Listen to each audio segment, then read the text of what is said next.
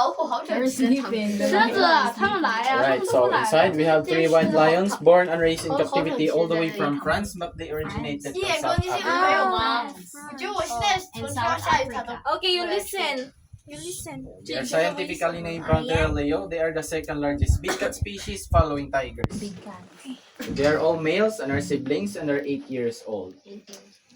8岁了。 They also have names. The first one is Jack. Wow, Jack! The first one is Jack. You can sit. In the middle, Bugoy. Bugoy. And the third one over there is Max. Max. Jack, Bugoy, and Max. Yes, Jack, Bugoy, and Max. Again, they are all males and are 8 years old. Alright, so you might be wondering why they are called white lions when they are not entirely white. It is because they are not albinos. They are leucisticks, which means they have a partial loss of pigmentation, resulting in a pale or nearly white color.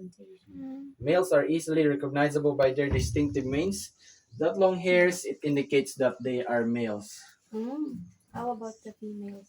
The female lions or lioness do not have hairs, and they are smaller in size compared to adult male lions.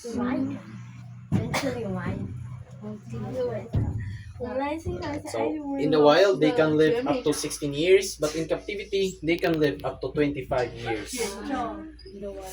And since they are nocturnal animals, they mainly rest during the daytime and are active during the nighttime. During the day, they can rest up to approximately 20 hours a day. And as you all know,